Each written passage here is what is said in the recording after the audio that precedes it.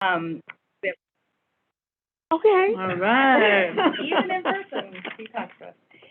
Welcome, welcome to the afternoon part of our, presentation from the strategic team, committee of the whole on procurement part two. And I just want to welcome to the table now, we have Elizabeth Holzman here and Eric Pennington, who's an Ireland fellow, which you'll have to explain to us. Yeah, we'll have to explain Because that. I don't know what that means, but, welcome to the table, and I'm going to just turn it right back over to the three of you.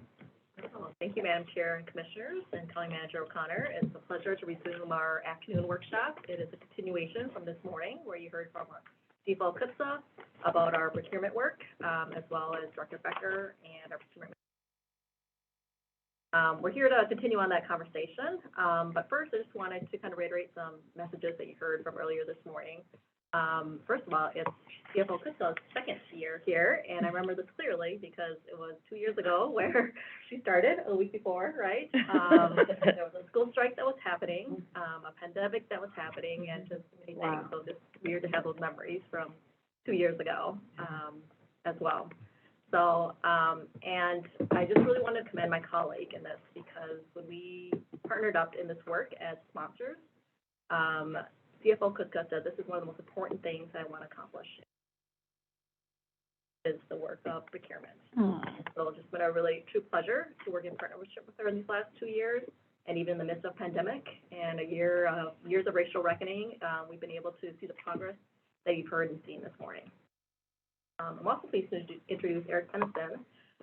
He is actually his last day with us. But it's the last day of his fellowship through the University of St. Thomas School of Law. So the Archbishop Fellowship is a Pathways Fellowship program, where we work through our public sector Pathways funds, where there's the University of St. Thomas has a very special mission focus about advancing.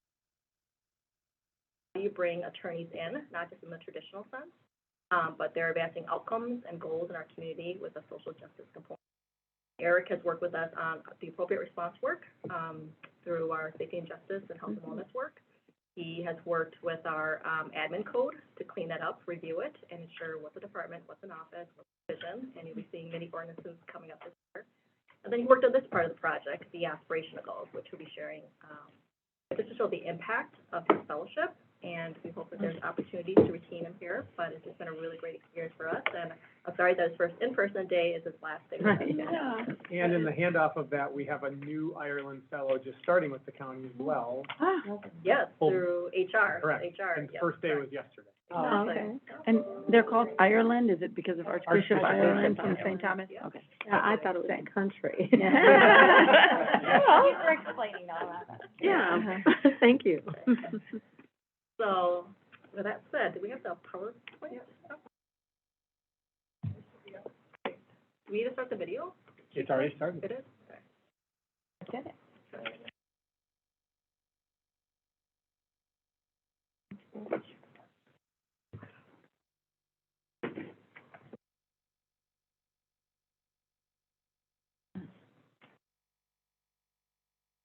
So, picking up, the last time we were before the board was in September 22nd of 2020, where we shared with you our work with the Keene report. So we hired Keene Independent Research. They've done disparity studies for many jurisdictions here in Minnesota, from the state of Minnesota, Hennepin County, Minneapolis, and other jurisdictions back in 2017. And we retained them to specifically guide us on reviewing federal and state rules around procurement and contracting. We also asked them to analyze our current small business programs that we're doing here at Ramsey County. They also helped us explain the process of what a disparity study is and what we would need to do in consideration of one if we were to do it. And so they spent several months assessing and interviewing folks and looking at data and reports. And this report helped explain what the county can and cannot do to enhance our efforts, but it also explained what the county could implement if it did have a current disparity study. So here was just a summary of their recommendations, and I'm not going to read through all this, but I do want to highlight some really great examples of how we've done A through G that you see on the screen here.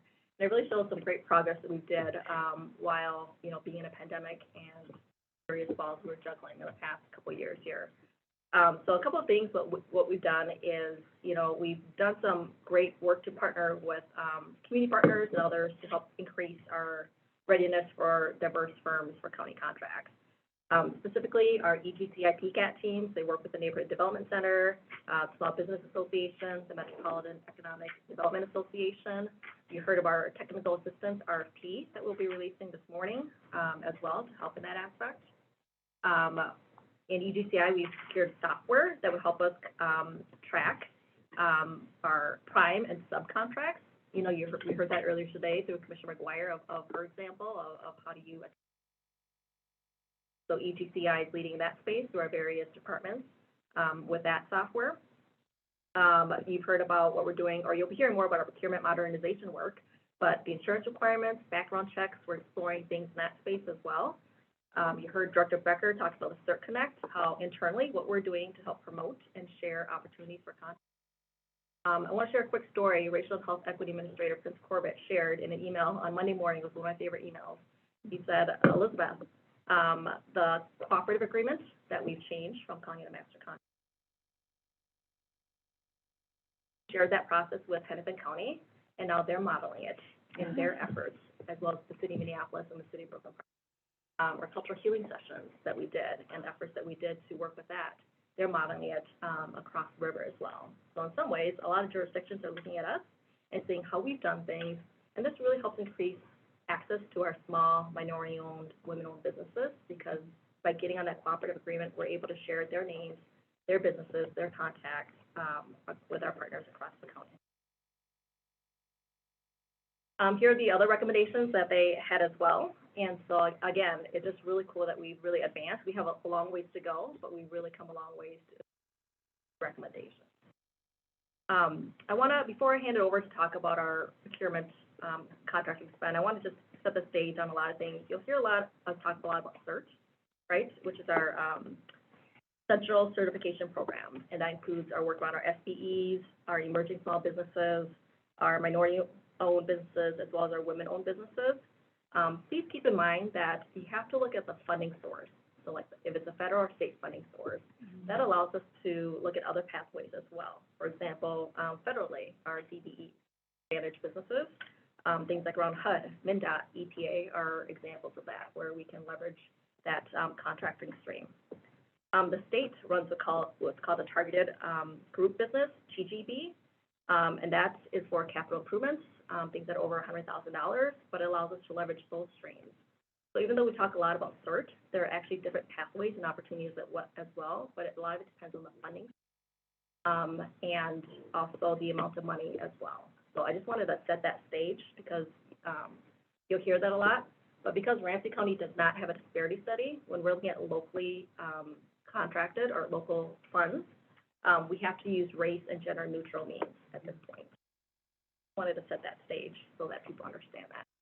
Just quick, when you say we don't have a disparity study, does that mean are we working toward it, or are we not? Is it not something we think is going to be helpful to have a disparity study? Just talk about that a little bit more. So this is why we hired Keen, to help us set what we are calling aspirational goals to see if we should do. If we should, okay. And just keep in mind, an aspirational goal doesn't mean we're required to meet it. Yeah. It's a tool for us to measure progress. Yeah, Commissioner Carter.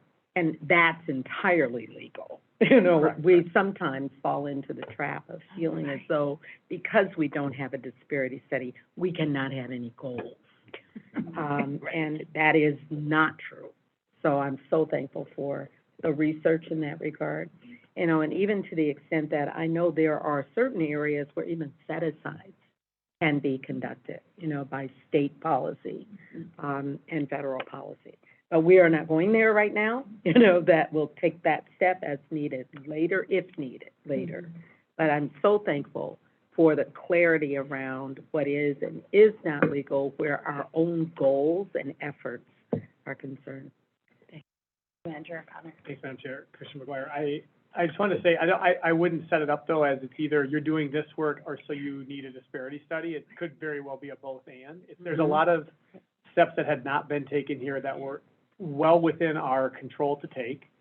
And as we align with other partners across the region for when the next disparity study gets conducted in multiple spots, it makes sense to move with others in that process from a cost and effectiveness of implementation perspective. And so we sit at those tables with our regional partners, and I don't remember what the date is, but it's coming up soon for the next, like, region-wide disparity study anyway. So what this has said was, you shouldn't be just sitting there waiting for some far-off day. There's many steps you can take in the meantime, and we've begun to take those Yeah. steps here. Great, thank you. Thank you. Just to set the stage, this pie chart really gives you a visual depiction of how much we spend in procurement in the millions of dollars. This is what we spent last year alone in 2021. And I call your attention to the pie chart because you'll be hearing us talk a lot about our small businesses, and you can really see our overspending pie. But with that said, if you add, what we spend in certain small businesses, certain small minority-owned businesses, small minority women-owned businesses, small women-owned businesses, and even veteran-owned businesses when you throw in there. Even though that seems like it's a very small slice, that's a lot of money for a business and an entity. But I just want to, we share this to you just so you understand the scope when we talk about spending, that it's actually a really small part of our overall spending, but it does make a huge impact for a small business. And, I'm sorry, Madam Chair, just because we were looking at this pie, so does it mean we want to make that bigger, that part, even though it's a small part? We definitely want to make that bigger too, right? We're not just dealing with that, right? Yes, Madam Chair, Commissioner McGuire, that's correct. As part of our aspirational goals, we're trying to expand those orange, gray, yellow, blue, green. Expand all of that. Was there a particular reason that they're broken down in those categories? Is that like a federal requirement, is that legal, or is that just our goals? Tell me about that breakdown. Yeah, thank you, Madam Chair. So we broke them down into these categories because these are the categories of certification through the race and gender. And so when you look at this, the way to look at this is, the first certification is based on whether or not you meet the criteria of a small, and that's utilization of the FDA standards for. Then, once you're certified as a small business, you can further certify as a minority-owned business, a woman-owned business, or a minority woman-owned business. And it's at the discretion of the business owner how far they'd like to go. Okay. So there's no mandatory requirement beyond SBE certification to go further into an additional certification.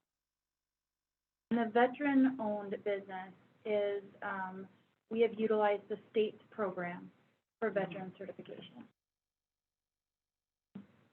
Yes, go ahead, Commissioner Carter. Thank you. Could I ask the question, how have we improved over the past 5 years? You'll see our chart, our next slide, we'll get to Got that. it, got it. Great. Good question. So Thank with you. that, I'll hand it over to Eric.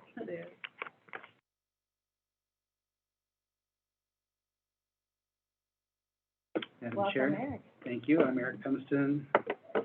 My intro was taken by Elizabeth. I've been watching you from home the last year, so it's fun to be here.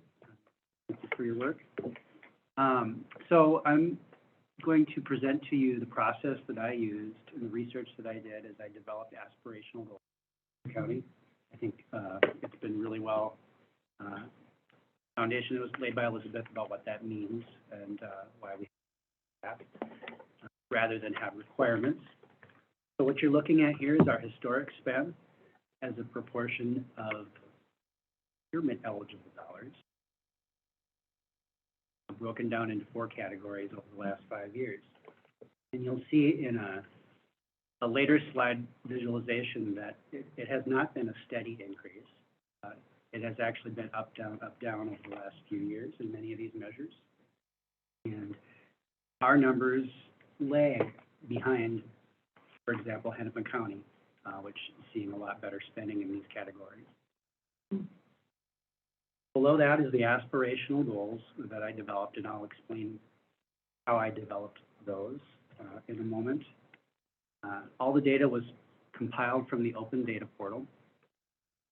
And on the next slide, just to give you a picture.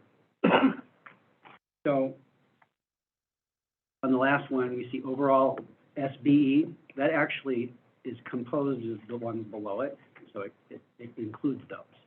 And this is a visualization of what that means. That's important to keep in mind. And here are some tailored circles that I actually realized the next slide is a better place to go here. Here's a visual for you to look at. I'm going to try to explain the math. When I started this legal fellowship, I didn't imagine I was going to be explaining math to the board. But I did do a bunch of math to develop these. And essentially what I did, I noticed it went up, down, up, down. I averaged out the years that were increasing, averaged out the years that were decreasing. I created a ratio from those so that the strength of the increasing years would lift that line up. Okay? And then you can see the vertical line there represents kind of where we are now. And I wanted to create a trend line from the beginning of this and try to pick that up in the future. So that's a very simplified version of the math I did to create that. Are there any questions before I just buzz forward from here? Yeah, Commissioner Ortega. Thank you, Madam Chair. I noticed that we really dipped during 2021. Is that due to COVID? Been talking about that internally. After getting the data, we were going to take a little bit of a deeper dive into that. One of our assumptions at this point is that is heavy into COVID. And we did a lot of work with nonprofits during that period of time.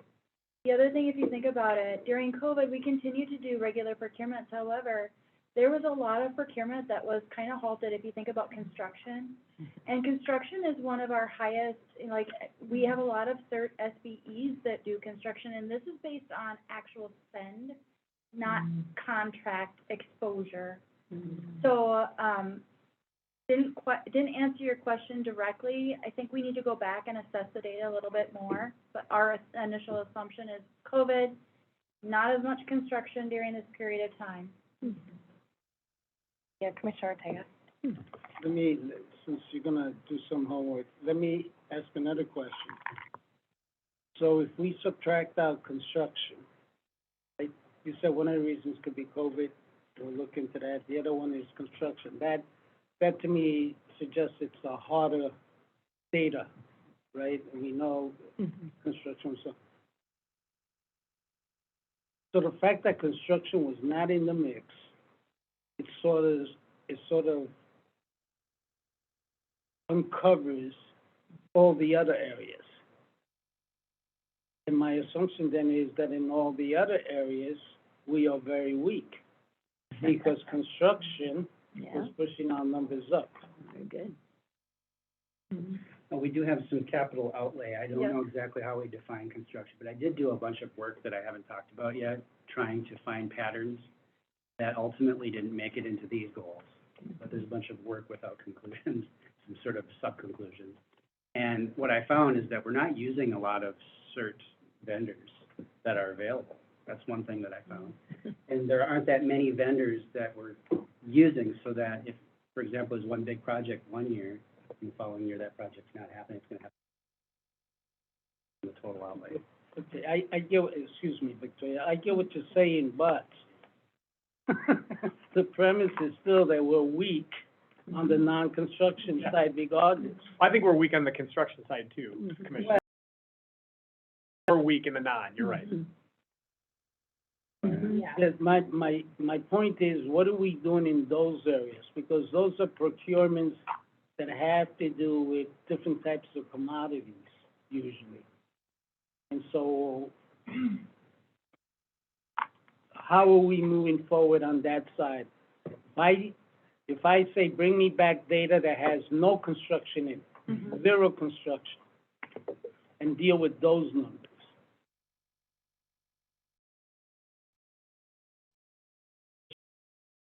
Too, then that tells me we're worse off on the other side of the ledger. Yes, I agree with We're that. terrible. So what are we doing about that? Because that's really a commodity. That's about purchasing commodities, basically, by the county. Depending on how we define, I'm not sure how construction is defined, but I may have the data that would answer this, because I did look at capital outlay and everything, and there's like 4 main categories in our data, and everything that's not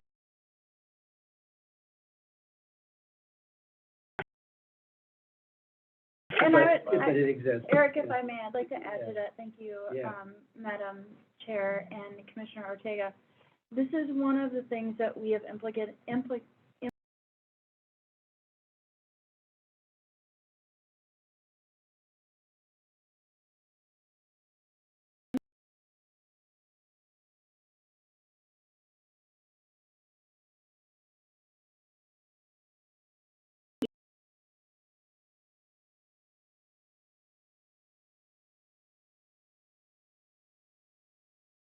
able to increase the spend in the services and commodities that you're buying with vendors who are actually certified. One of the reasons why we're going through that exercise is not only so that they can take ownership of what's happening within their service team for their data, but also sometimes perception is not reality, and we can say we might not have certified SBEs or veteran-owned businesses that provide a certain service, but that might not be the case. So in this area, we're holding some accountability there. We're working some of the metrics into reporting that Elizabeth can talk about. I'm not the expert in that. But we're also trying to give them more tools in order to be able to identify certain vendors, which, you know, we're owning that we need to do a better job of, as well as them owning what they're buying and how they can engage with more certain vendors. Could I help out here a little bit, I think? Commissioner Reinhardt. Because I don't think he's questioning the data. No. He's questioning what we're doing about it, and that's what we heard this morning was what we're doing about it. Yeah. But it hasn't, we're just getting started in it, so we're not gonna see it until we, set these goals, Mhm. which is what this is about. So setting the goals, but the work is actually gonna be, what we heard this morning, as far as the different teams. I wanna make sure that the work is not camouflaged by the construction. Right. We've always done better on the construction side than on the commodity side, since I've been here. Mhm. So I really rather see improvement on the commodity side versus the construction side. Mhm. So Or that's- both. Hopefully we're all both. No, if we're measuring now, because we've always been strong in that, okay? And what tends to happen is, you know, we have a lot of minority-owned businesses that have one or two trucks, and they haul dirt. Mhm. And that shows up, and the numbers look good. But on the commodity side, it's almost nil. And so what are the incentives that we're providing to that? Because we tend to, at least from women and minority-owned, there tends to be a better footing there. And not that we don't have to do work there, but definitely we're a desert on the other side. Commissioner Reinhardt is next. One thing that I also wanted to note, and I do think basically what I'm hearing from this morning is, first we had to identify the problem, which is what this does, whether it's in construction or other areas, because we're not doing good in any of them. But then that informs the plan that is being implemented, and it was being developed before that, but it's gonna be implemented now, and we should be able to see measurable outcomes, because now we've got something to measure against. We didn't have that before either. My question is, when we look at 2021, okay, it's not even just looking at 2021, COVID, how many small businesses went out of business? Because they couldn't absorb what some of the bigger companies could. So do we have a good supply chain? Do you know? And if you don't, I think that's gonna be important to note, because we may have to do more research on what's available so that we make sure that we reach out to them, because if they're not gonna know to reach out to us, as we all know. Some of them will, but a lot of them won't. So we've gotta have a good database on getting the information out once we have identified how we're going to implement these goals. So that was my concern. When I looked at 2021 and I thought, okay, how many? I don't know. I'm making the assumption that it had to impact them harder than it did the bigger companies. Commissioner Carter. Thank you. I appreciate the discussion in 2021 or not, or capital or services or not. I just really am delighted that we're setting some aggressive goals and that we will have the ability then to do the outreach to make certain we're either in construction or in the other areas, engaging those businesses and able to employ them, and then we'll do the tracking of data and information. And also that as we do so, we should clarify whether we're talking about construction or whether we're talking about commodities and services, so that we are able to see, I hope, that both are coming up. Thank you. Thank you. There's only one portion left to my presentation, just real briefly, if I can go back a slide. I also tailored these goals to the individual service teams. Okay. The way that I did that is by using historic proportion of procurement eligible spending. The more procurement eligible spending you've done in the past, the higher this will be. There's 2 layers of tailoring. The second layer has to do with 2022's budget and what proportion of the budget you have using last year's, how much of that was procurement eligible. And I've got another model set up that can also tailor goals based on spending types. It didn't make it into these numbers, but it's available, and I've explained it so that if I'm not here in the future to help. Capital outlay, the 4 categories are capital outlay, individual family services, other services and charges, and supplies. And depending on the mixture of those 4 and our historic spending in those 4 areas, I can tailor a goal to your department or your service. Another model.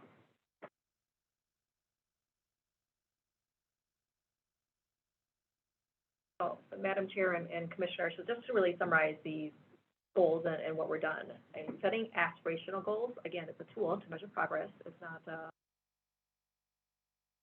realistically, or we should achieve, but really just measuring our progress. But we know as a county, we need to collectively reach this together.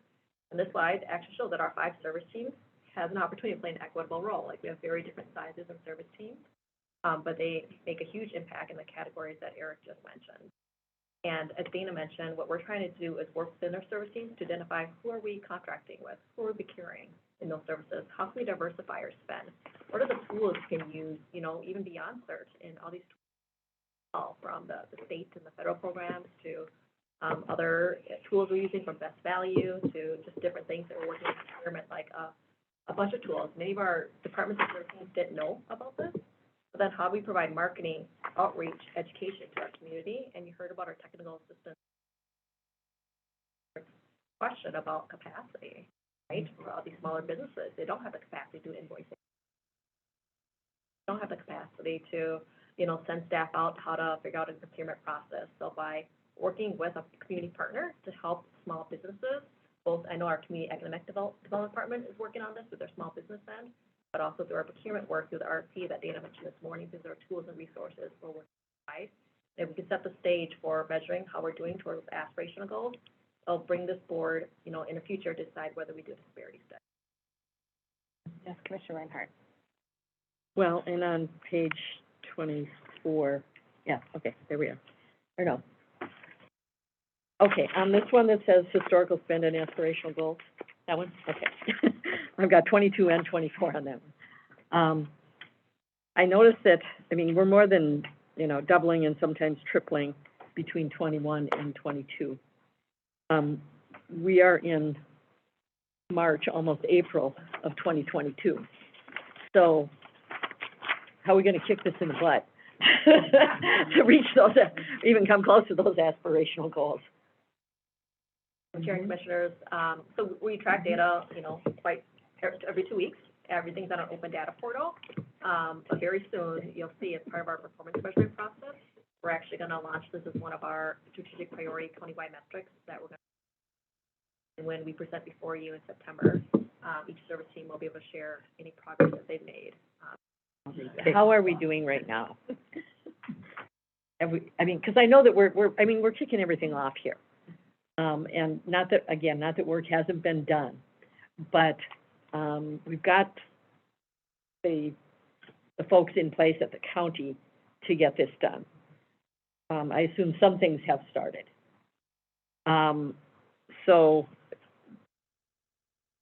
I mean, the other years are then in 2% increments, which is easier to understand, but what do you, and it's your last day, so you can just guess here. What are the odds that we'll get to 15% this year? I would say this is an aggressive version. I, thought about Okay. different ways to do this, and I decided to go with the more aggressive, Okay, yeah. getting to where we need to be version of this. Well, and even if we don't get to the 15%, if that's what we're striving for, we're gonna be closer, so that we would hopefully then for sure make the, 23 and 24 aspirational goals. But, I mean, and I know that you started out saying, well, we're not actually gonna try to meet these, but then you corrected yourself. Because, I mean, they are aspirational goals. To me, that means this is where we really, really wanna be, and we think we can get there. But we have to, we also have to be realistic. Madam Chair O'Connor. These are not, thank you, Madam Chair, Commissioner Reinhardt, these are not perfect comps, but in a lot of ways, day to day, when I think about the work and where we go, it's a good spot for us. We never set aspirational goals around hiring. We've made significant progress without aspirational goals in that space.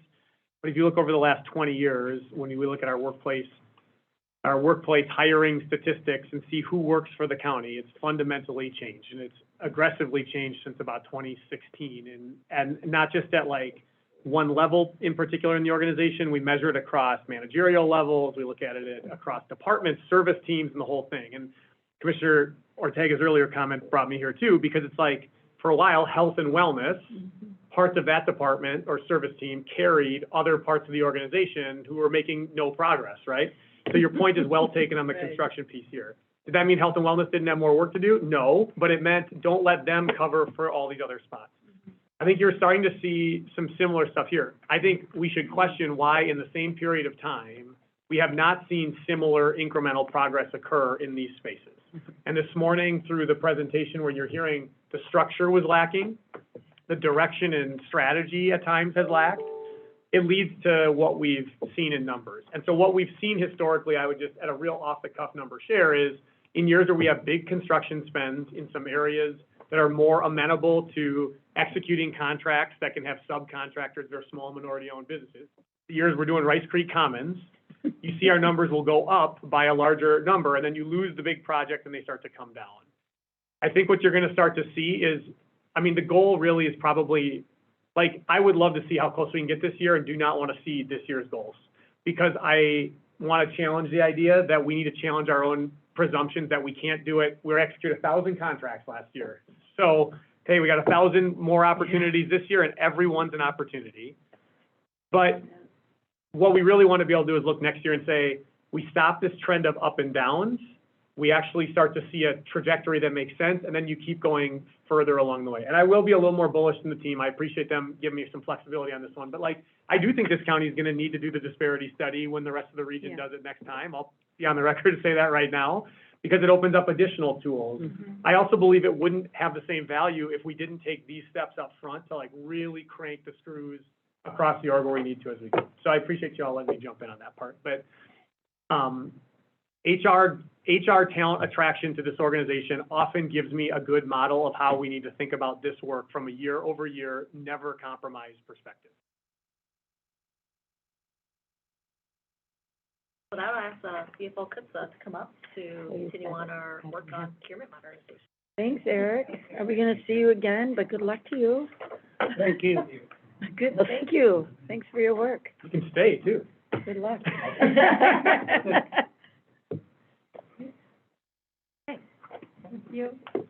All right, well, I'm excited to talk about, so we've spent earlier today and this afternoon talking about things that have come before you before with the TCATs and the Keene study, and now I'm going to turn to procurement modernization. And I've mentioned this in other forums and said I was working towards this. This is, to be honest, it is my #1 goal for the year.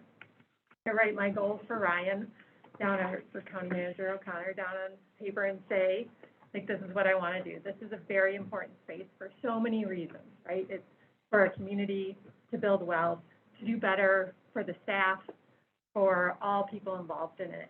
So I want to tell you what it is. Like, what is procurement modernization, right? So Ramsey County started doing procurement in 2013. We talked about that earlier.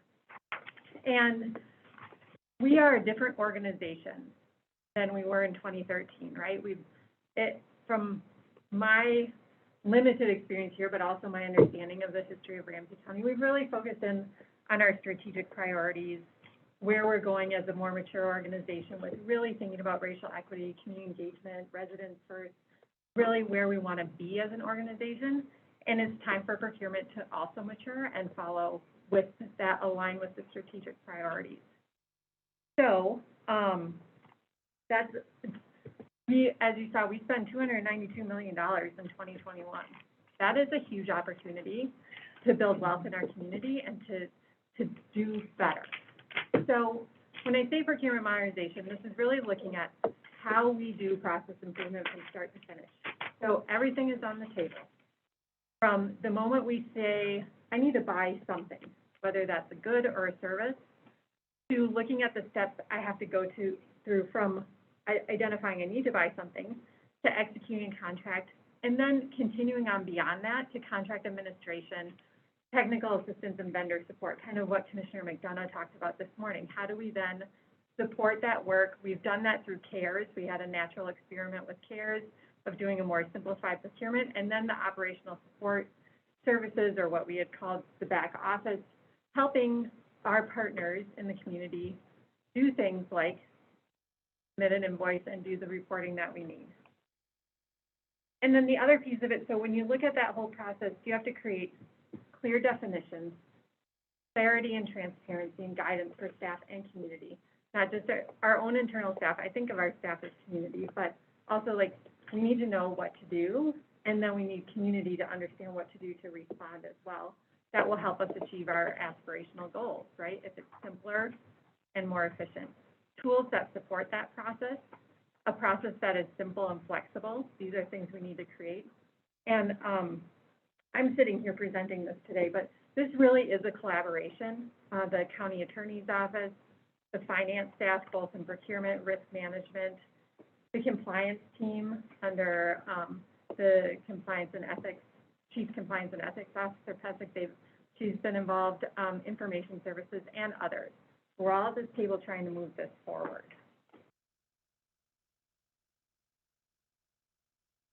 Okay, so why are we doing procurement modernization? Well, as I mentioned, it's not exactly working, right? I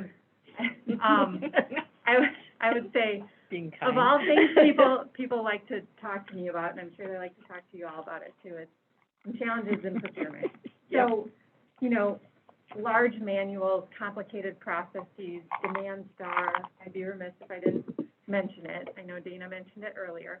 These are challenges for our own staff, for the community at large, and it's not working, and it's time to take a fresh look at the process. We've heard a lot from community. I presented this earlier, and there are clear themes of where we aren't doing our best work, and that needs to be addressed. You know, Director Tolzman and I have talked about this a few times. We need to make progress before we go back to community. They've told us very clearly what is wrong, and we need now to make some progress on this. So, so there's a lot of opportunities to respond, right? We have the community input. We have our natural experiment with the CARES lessons that we learned with the simplified process. We have a lot of employee feedback. We've had these two events that happened in October and November with the value stream, the process improvement events that were led by the EPMO office for us. So we had that, which had a lot of different people at the table. And now it's time to be responsive to this feedback and the complaints. And I bolded the last one because I think this is really why we're doing it, to simplify, improve the process, and expand opportunities for wealth building in our community. So what have we done so far? I've mentioned most of these. I do that as we had the workshop. So one was focused on expenditure grants. The other one was focused on procurement overall. There was community participation and participation by all levels of staff in all the service teams. This is just an example of pictures of, they had all these little Post-it notes, online Post-it notes. It's a very interesting tool, and kind of how they lined up and the themes they heard there. Next, I'm gonna highlight the recommendations that came out of some of that work. We were able to highlight the recommendations. And we've shared those in various forums, including with staff and with EAC. And now the core group is meeting. The core group contains staff from the county attorney's office, from IPR for the IS for the IT area, finance, and the operational support services also under finance. And then quick wins. I'm hoping we're going to get some quick wins. I've been really trying to move on a couple quick wins that's helped with momentum. We're not quite there, but I feel like we're very close. So that's like next up, coming soon. General recommendations. I feel a little bit like a broken record because we've heard much of this earlier, but the themes you heard from community were themes we heard in the workshops as well from staff and others who are there. We don't want a transactional process. We want a collaborative, flexible procurement process that builds partnership and relationships. And I'm not just saying that with our vendors and that, I'm also saying that within our organization, right? The county attorney's office, IS, finance, we need to work in partnership as a team that owns all of this together. I may be sitting here today, but we all own it together. We need to empower the programs to own their procurements. You heard about that earlier. How do we increase the service? Well, people in the service teams know what they're buying, and they know we can then work with them to increase how we do the work that we're doing, but we need to have a simple, flexible process for them to use. All of this is kind of reimagining how we work together to achieve the same outcomes. We need to clearly define roles and responsibilities. I think this has been challenging for our community, like who do I call? Who do I work with? Who's my point of contact? It's also challenging for staff. You know, people tease me sometimes, I really love bureaucracy, I love government, right? Because sometimes you just need a flow chart or a manual to tell you simply, so you don't spend all of your time trying to figure out who you're supposed to call or what you're supposed to do. You spend all of your time being really creative and trying to move us forward as an organization instead of trying to figure out how to check the box and get something done. So we need comprehensive training, which you heard about some this morning from Dana, in communications and clearly defined roles and responsibilities. We need to look at where things are working, right? There, you've heard some examples out of EGCI and other places where we have pockets where things are working really well. And CARES was a good example of that. Take those, kind of leverage them, and see how we move forward. And then there's a couple work streams that we're going to identify for future work. Technology, some of that will come in, but you know, large software, hardware purchases, those may be done in the future. And then construction, those work pretty well. Really what I'm thinking about here is professional, technical, client services, and expenditure grants. It's generally an 80-20 rule. That's most of what we do in procurement. And then there's other really important things that we need to address, but I'm trying to address the bigger group first. That's where we get the most complaints, and honestly, it's just really hard to manage sometimes. Okay, so today, as we sit here, the core group is meeting. Their deliverables in the next, I would say probably month to 2 months, are a high-level proposed future state for all the professional and client service contracts and expenditure grants. So no more pilots on the expenditure grants. I mean, we will be doing some pilots, but my goal is to have a process that works, a streamlined, simplified process, recommendations on roles for centralized and in the service team, reviewing the procurement policies. As I tell people, they're like, but that's what the policy says. Well, if we own that policy, we can change the policy, right? Bring it all together as one, right? Like I said before, we don't own federal law. That will be harder, but we do own our policies. So if those need to be simplified or changed in ways, then we need to look at that and bring that. And then a roadmap for implementation. Then once we have that, we need to go back to all the tables that helped us get here and talk to them. Work groups, stakeholders, equity action circles, you all and board, and others to make sure we're aligned as we move forward.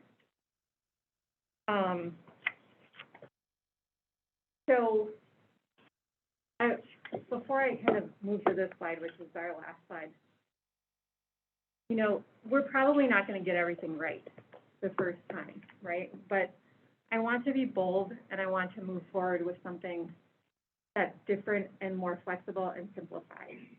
And if we don't get it quite right, we'll fix it, right? Because what we're doing now isn't working well either. So, you know, we've talked about like leaning into failure. I'm not assuming we're gonna fail, but I'm assuming when you make big changes like this, Do it. you have it right. You have there could be bumps in the road. So it's time to move, it's time to make these changes, it's time to get a more simplified process. So to kind of pivot to what's coming up, we are actually working with the Transforming Systems Together group on a pilot that would use this process or what's proposed as a new process to help have them move their grant money out quicker and faster. I'd like a couple more pilots for a larger, like professional technical contract and maybe something in the client services area. Pilot those quickly. Those would come before you because it's a different process. So you hopefully will see TST coming forward first and then maybe a couple more. And then the roadmap will be delivered in April as we're trying out these pilots. We'll do additional pilots, and my goal is to have full implementation in 2020. So if you invited me back here a year from now, we would have a different procurement process, and we'd be working through that. And then continuous improvement, to my earlier point, how do we continue to do better? I was trying to, I want to sit here and ask you today to hold us accountable to this, right? I think many of you have been waiting a long time. And I don't want to diminish the work that's been done, because a lot of people have worked really hard to move us forward. You saw that this morning. You see it with Keene. But this is the next step, and we're ready to do this. I was trying to reflect on, so if you all hold us accountable and you're supportive of this work, we'll move forward. But what is the measure of success as we look forward? Partnership, partnering with our staff and with our community to do this work. Simple, efficient, and clear process that's done on a timeline with expectations of what that timeline is, right? Even if we have to say it takes a long time to do this type of procurement because we really want to be thoughtful about how we do it, let's be clear about that. And then expanding wealth building in our community as a result of this. That's kind of where I'm thinking. I welcome your feedback. I want to pass it back over to Director Tolzman for some other next steps in the future. Yeah, thank you. So really, some 3 opportunities and next steps is earlier through our performance measurement process and the presentations that we'll be doing for you in September. We've been partnering with the Center for Economic Inclusion in their anti-racism and economic. As County Manager O'Connor alluded to earlier, workforce and procurement are the 2 areas that they're working with us right now. We've identified hot routes, we've identified systems conditions, we identified actions and strategies to move this work forward, and having that third-party facilitator to guide us in this process using the results-based accountability framework has been really valuable, and you'll see through our supplemental budget process. Second part of the strategic priority. When I was before you guys in January, we talked about the history of how this has evolved. Procurement is a tool, contracting to reserve spend, and now we're being bold and saying we really need to build intergenerational capacity for racial and economic inclusion. This allows our economic inclusion plan. This allows everything that we do across the county to advance this work. Our housing stability work, building the built-in environment is going to be really key components for this. And then the very last thing is the disparity study. So as I mentioned, the last disparity study was in 2017. It's done every 7 years. So the next one will be 2024. And CFO Kutz and I talked about this, but it aligns with our next goal. It also means we want to look at this year's goals, next year's goals. 2023 is an opportunity where we're hoping to come back to the board for a policy direction on this. You can, if I could add, I mean, you can expect a formal recommendation that that's how we carry forward from the progress being made or set up already.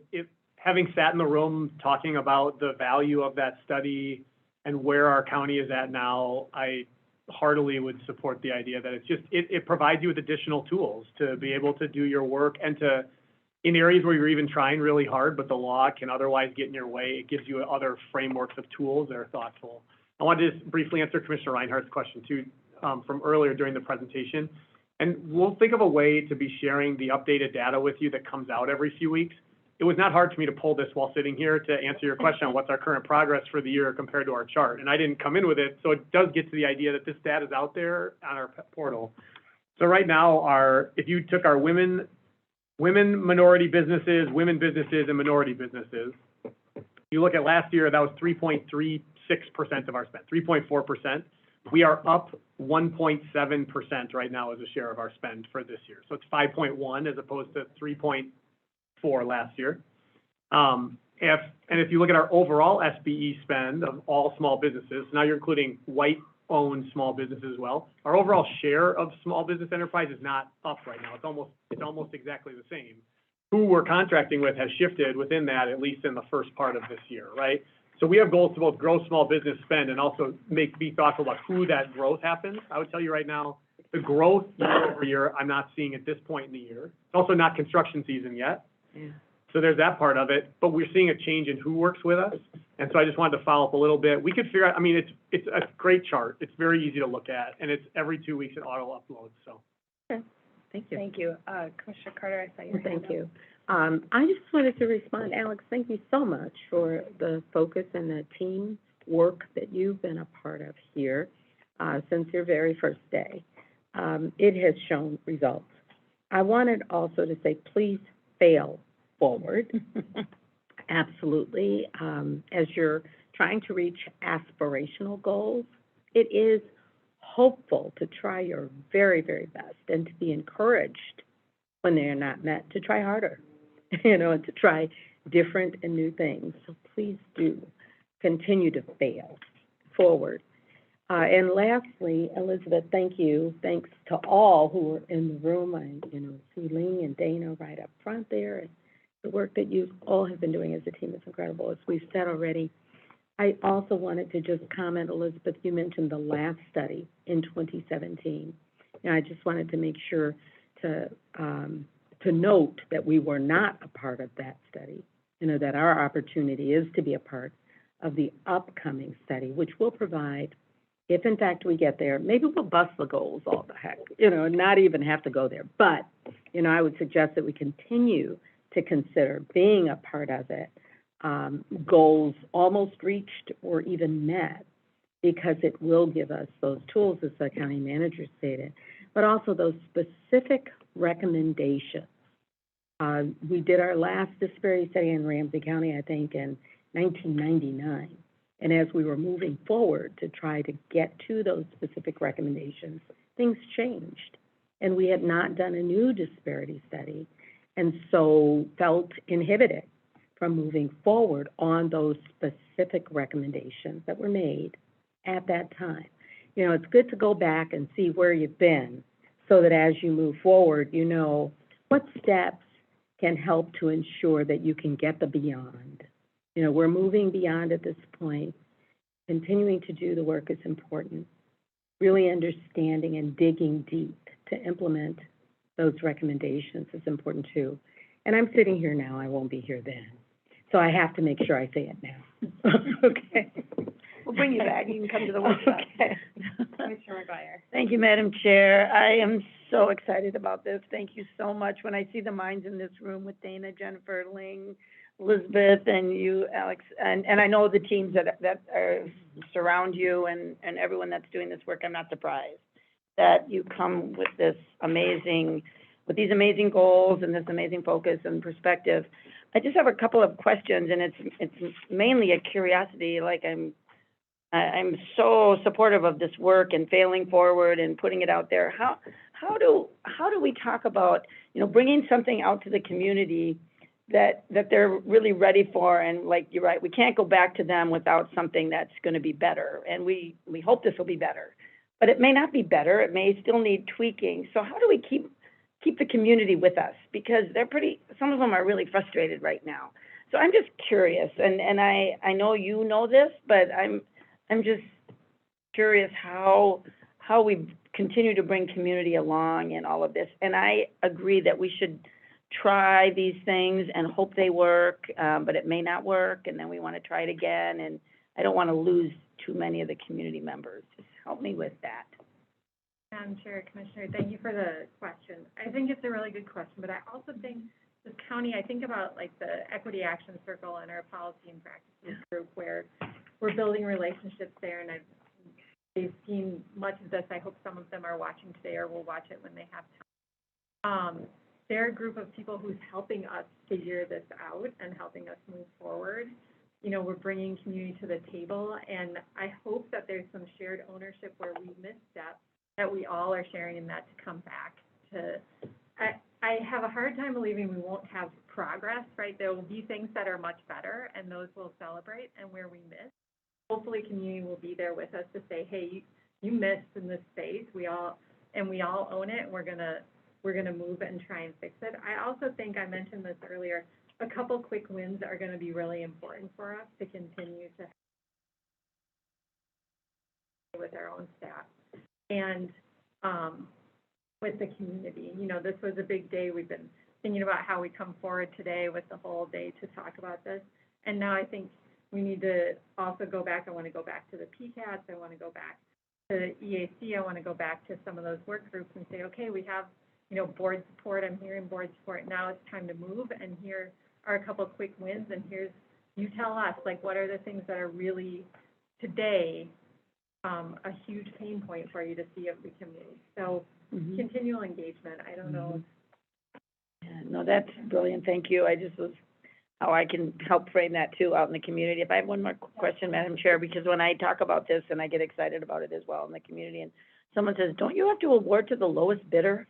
And I'm like, well, I think we have other rules, right? It's not just lowest bidder. It's people, it's all of the things that we're talking about, right? So we're not required to always give to the lowest bidder, right? I feel like this is just a 101 that I should know, but I don't know. Madam Chair, Commissioner, I might have Dana come up. Sometimes, yes. Sometimes Okay. we do have to award to the Okay. lowest bidder, but not always. And I guess what I want to say is, it's not just about the lowest bid, because I do, you know, there is always, like, we want competition. I want to have competition. I want solicitation. I want to get the best value for our community members. But there's also some trade-offs there, right? We've talked about this in terms of investments. If we make some targeted investments that align with our values as an organization, but we sacrifice slightly on our return, that's okay. Like, we can all agree to that. In this space, what I would say is the process needs to be better so we get more bids in, so there's more opportunity. But it's not such a difficult process, particularly for smaller community-based centers in our community here, so that we get more of that competition, and there's more money going out the door for more people to have. But, Amy, you want to answer the more specific questions? Yeah, sure, thank you, Madam Chair, Commissioner McGuire. So by statute, Yeah. supplies, equipment, materials, labor are to be awarded to the lowest responsible bidder. Okay.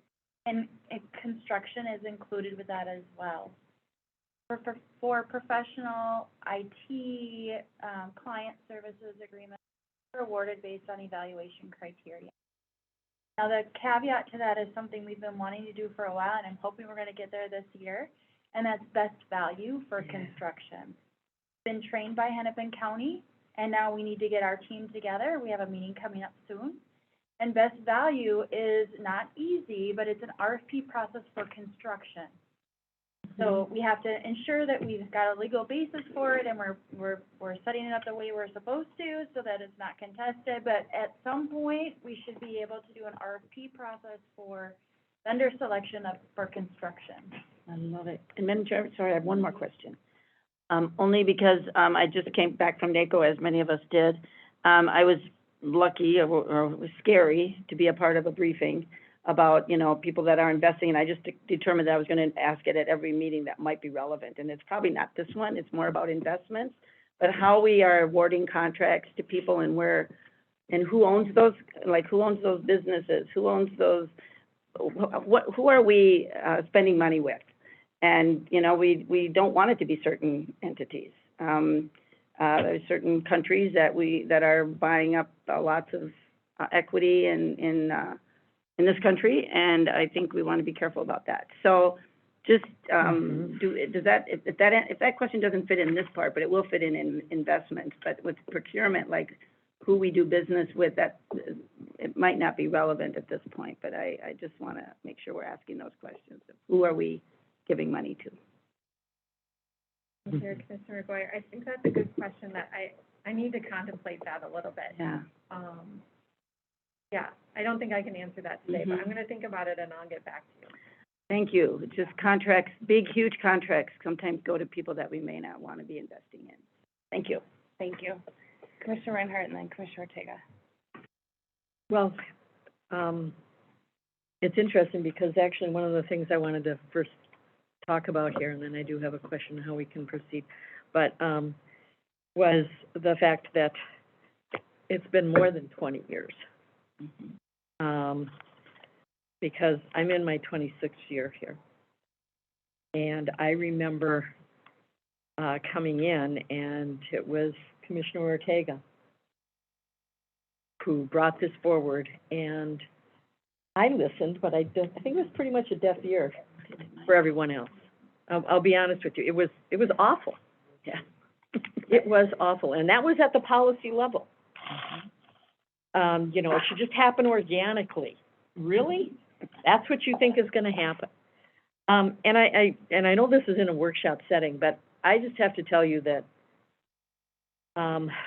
Commissioner Ortega, and then as we got more, I mean, Tony came on and others came on, it was, something that was worked on more. But without your pushing this, and I understand why you're really impatient, because it has taken that long. But I feel like we're right on the precipice of this, finally. But I want to give credit where credit is due. Now my question is this. Ouch. Just got a paper cut.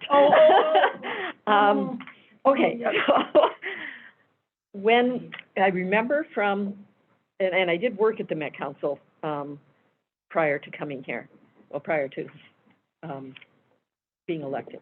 Anyway, and when we had projects, thank you, I think it's okay.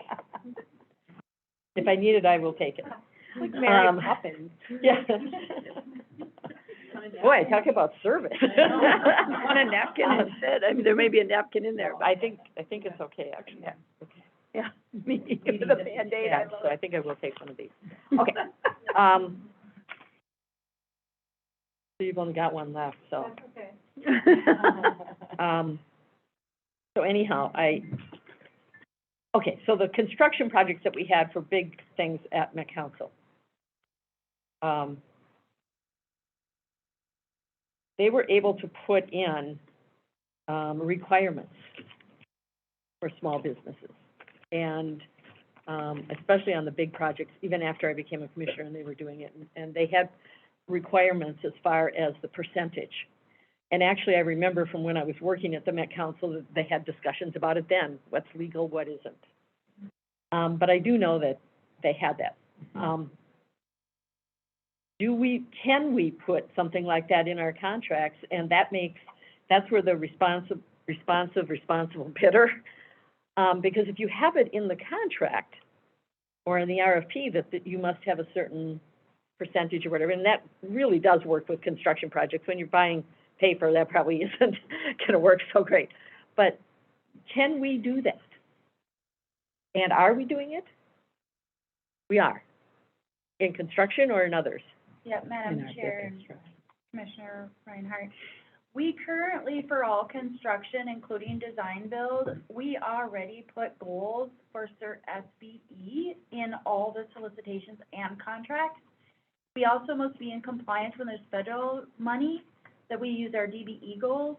And then if we have state-funded projects, we put our TGE goals in there as well. TGE. Targeted, Oh, it's okay. a targeted group disadvantaged business from the state of Minnesota. So we do put in goals for small business inclusion, CERT goals, which is what, if you recall this morning, Director Becker was talking about how parks implemented and property management implemented new software. That's part of what the software is going to do, is going to track that. It's also going to track subcontractor spend, because if you think about it, we have a prime, right? It might be a cert SBE, that prime might be able to subcontract to several small businesses, and we want to capture that data too. So yes, we currently do that. I need to go back and double check. I believe we do some of that for our goods, our commodities. But I will double check and get back to you on that. Okay, and goals, does that mean it's something that is aspirational? Yeah. Or can we require it? It's twofold, right? So for federal, we have to do it, DBE. Okay. But there are goals, there are aspirational goals that we can't necessarily require, because it's good faith effort, if you've heard those terms. But we can do a good job of trying to hold the vendor accountable, or the prime contractor accountable to meeting those aspirational goals. Well, and I will tell you that this goes back to the history again. When we talked about goals, Yeah. I think you and I were the only ones that supported it. I mean, that's where we came from. So we've come a long way, but you really got to get it done pretty soon, because otherwise, Commissioner Ortega's going to turn gray. Well, it looks pretty good. But I don't still want to wait that long. I have a couple questions, and I know Commissioner Carter does, but one of my concerns is, as we're, you laid out some good next steps and kind of thoughts, is when we award contracts, whether it's for a purchase of good or a service for a while, especially to minority and small businesses, a 1 year or a one-time contract, they can't compete because they can't get the commodity or have the staffing to be competitive in the pricing. And so one of the concerns I have is about those one-time kind of contracts versus we want to do a contract and it's 3 years so they can staff up, so they can buy a bigger quantity or whatever it might be, so they're in a competitive. And so I think that we should set some goals around that too, on the length or time with them, especially if they're, right now, if businesses are gonna come back. If they're standing with one guy, but they need 5, and they don't know if they're gonna have a contract on to hire them, it's unfair. And so then they're not in the competitive pool. So I just wanted to make sure that we're thinking about that. And then the other part is, and I know we're doing this across the organization, but to make sure we're evaluating the service that we're getting from all of, or the goods or whatever, for quality, for effectiveness, and are we actually getting what we want? And that we don't blind ourselves with goals and then miss out on the quality of the service that is being delivered or the goods that are being delivered. And I actually think what we'll find is that our quality will go up when we contract with minority and small businesses that have that, care of the community versus, a kind of a at arm's length vendor, but to make sure that we're evaluating and comparing those. Madam Chair, if I could respond to that Yes. just very briefly. I think a couple things we've done internally are cooperative agreements. Mm-hmm. That really helps with the longer terms. It doesn't guarantee, it allows them where you go to any department can now work with you without having you go through an RFP process. Second thing with finance, we actually implemented an advance payment. Actually, vendors or community members who don't have a staff. Finance help lead in a space where we can actually advance. I think those are good starts, but it's the longevity piece that is even more concerning, right? It's like, if you want to ramp up to build a widget that the county needs and they're only going to need it one time, it's still temporary, even with advance payment. So it's that longevity piece that I think is important, whether it's 3 years with evaluation. I mean, we don't want it for a lifetime, of course, but just to think about that a little bit. Thanks. Commissioner Carter, and then Commissioner Ortega. And Lynn has a. Oh, sorry. Oh, we can go ahead. Yes, Lynn, go ahead. Oh, I was just gonna say, we met with, the community in Champaign County too on some other, challenges that small businesses have, and this is kind of a new thing that we wanna think innovative about.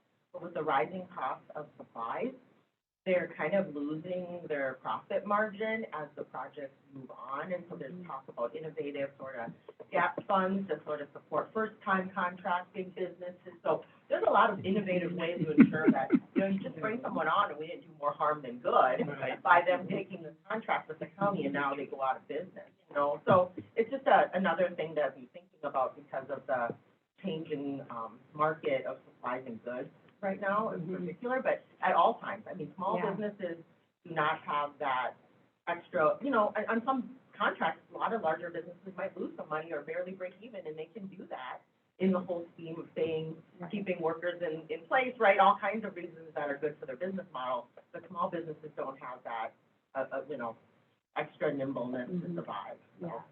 Thank you for that. Commissioner Carter and then Ortega. Oh, thank you. It is really helpful to have this conversation about goals today and to know where we stand as we're looking toward those huge aspirational goals. I thanked earlier the staff team, but also this board, and thank you so much for the foundational work you did as we've progressed through the years and we've gone to a point right at this point in time where we all support goals. You know, I think it's really important to know we're not talking about targets, we're talking about goals, and it's important to have them in order to achieve the enhancement that we want. Regarding the construction goals, you had said that we do set them for all of our federal contracts in particular and for our construction contracts now. And it was at one point surprising to me last year that as we had the foundational conversation about those goals, there was a particular project I was watching pretty closely that had goals that were much, much lower. And I was looking to the high goals we had talked about. So we've made that change now, and we're focused on those high goals. It would be really, really helpful to know a time when we'll be able to see how we're doing, to be able to mark the progress and or the gaps and needs. So I'm hoping that that will be coming before us sometime soon. And I guess that's the question. It will be coming before us sometime soon, how we're doing on those construction goals. Commissioner Carter, I'm, Dana's not looking at me. I'm taking a note. I want to say yes to that, I just don't know enough to say. We'll just say yes and make it I'll happen. say yes. Okay, thank you. If we have to fail for it, I'll say yes. I think it should be a standard part, of our go-forward, holding ourselves accountable to where we're trying to go. Absolutely, thank you. We'll look forward to it. Great, thanks. Commissioner Ortega. Yeah, this is for Dana. I need to quiz you on a couple of things. First of all, let me just say that the other person that was a good advocate on this issue was Commissioner Higgs, Sue Higgs. It's, we consistently failed 4-3 on some policy changes. But, Well, when I came to. let's take one thing. I mean, this board, the Ramsey County Board went to the voters for design build. And under that, because I know everything we built, in 2008, I came in with 5 construction projects when we went into depression that the board approved. All of them came under budget because of the cheap labor, cheap materials, et cetera. On all of them, we, even though they were the big vendors, they had to hire minority firms. They didn't hire minority firms, we didn't pick them. And that had to be not after the fact, but at the time of contract. So I hope we're not losing that. And we're at a place now where most businesses are not gonna, before they hee-haw, they're not gonna do that now. They want to do business with us, and we need to not let them, I just don't, I mean, we already came a certain way.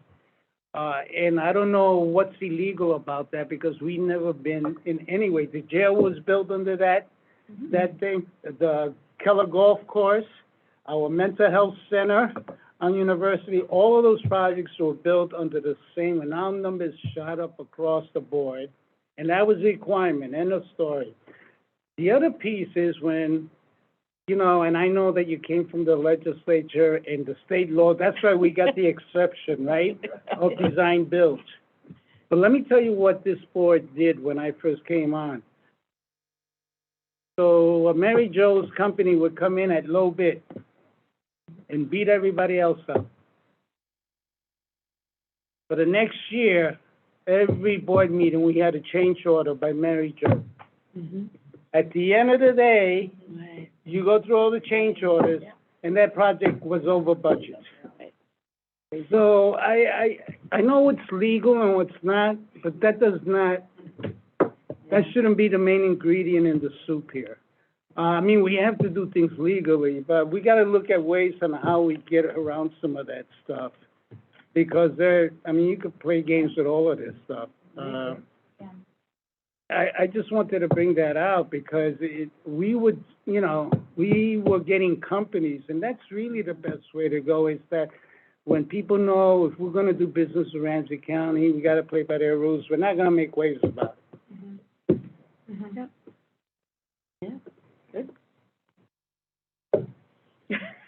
Last comments, anyone? I will, Yeah. on the design build portion, we definitely still use design build across the areas that the charter affords us that hasn't moved. But to kind of go back to your opening comments or earlier comments and tie them here to where you ended. So those tools have clearly given us the ability to do things differently, and our numbers have been better in those spaces. I still think we should challenge the notion that they're good enough. Right?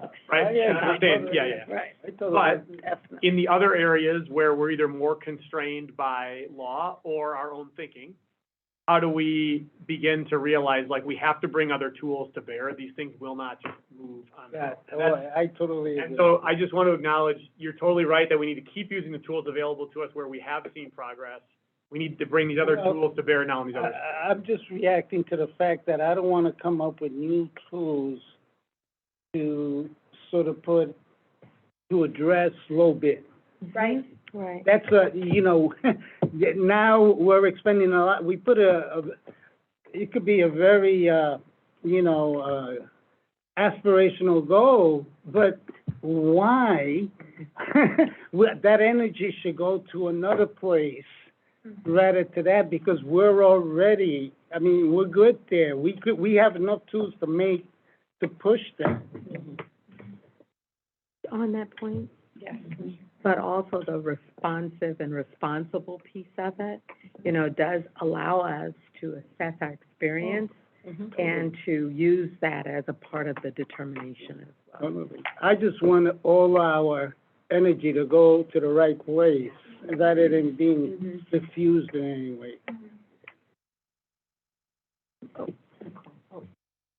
Yes, Nicole, oh, there you are. She's Quietly in the little corner. hand out corner. right behind her computer. I haven't said much. I'm really excited about this work, and I unfortunately had to miss the first part of it.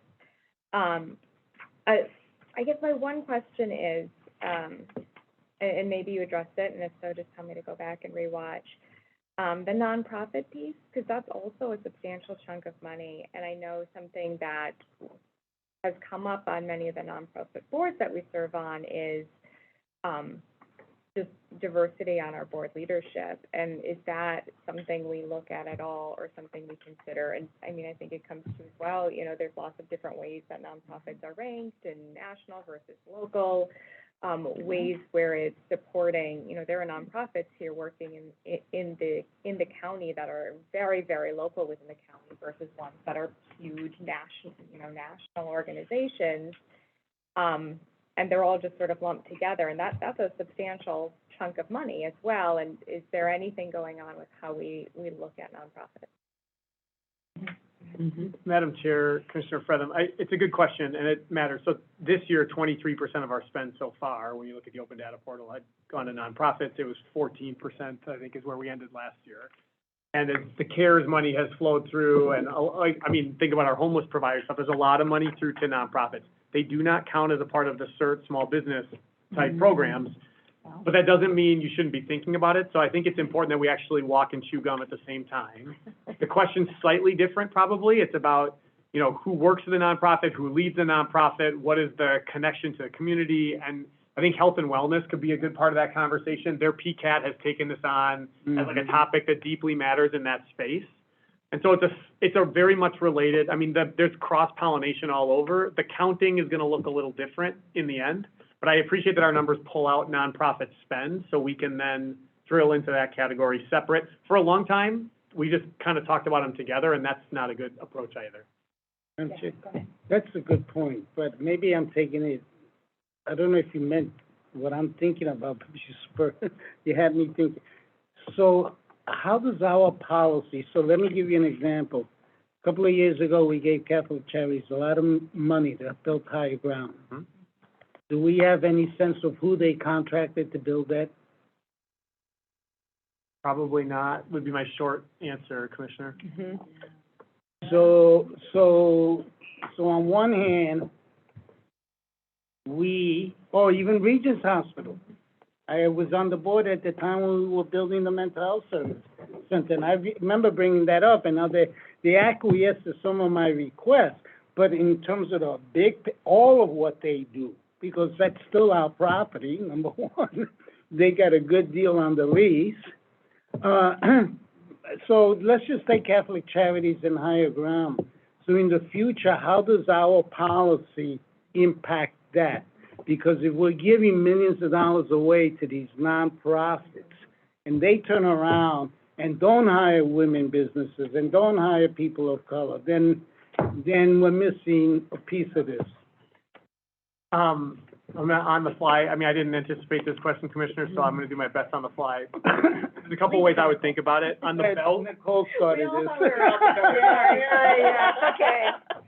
on the bell curve of where the majority of our spend and work is gonna fall, that won't fall within the middle of that bell curve. And I think a lot of what you've been hearing here is how you move the large chunk of it. And I wanna acknowledge that that's where the big movement happens.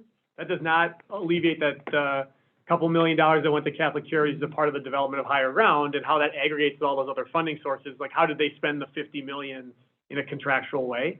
I mean, you can put terms on the way in which we, Well, I just that's want where, you guys to yeah, think about it. that's where the answer lies. Played already, but I think it's another piece. Yeah. Because she just said we spent some $200 and something million dollars, somebody said. Huh? 292, right? Okay, and how much of that went to the nonprofit sector? 14%, right, so, 38 million, That's a lot annually. right. And that, sorry, so just to put a finer point on it, and the reason I was talking about the bell curve, the Catholic Charities deal is a little unique because it went to their capital side, but for the 14% of the 229 million or whatever, now I'm mixing my numbers, that part falls right within it, and that goes right back here of like, you need to use the same principles the whole way across. We have a lot of control over that. You identified a really good gap on the higher ground build in particular. I just happened to pick them as an example. There are others. Sure. Huh? Absolutely. Yeah. Absolutely. Good question. Okay, yeah, no. Any other wrap-up comments before we Always close? okay. If I may, I'm excited, I was glad we came before you today, I appreciate all of the feedback. I think I learned about this in policy school, there are a few times in your career where you have an open policy. Like the policy window's open right now, where we need to kind of jump through it and keep working the PCAT, look at our aspirational goals on Keene and move towards a disparity study, and really rethink how we do procurement in this county in a way that's responsive to with the guidance of PCGT and the leadership we have there, with your support and guidance, this is the moment where we can move. I mean, it's nice to know you've been talking about this for a really long time, and maybe your policy window wasn't open then, and now I'm hoping it is, and we need to go. So I appreciate the support, and I'll come back, and we'll tell you how we're doing. Thank you. I'm excited about auditing too, just so you know. I'm excited about On that note, we have an audit committee now, so we are adjourned, and, Good job, good job. Sorry, Nicole.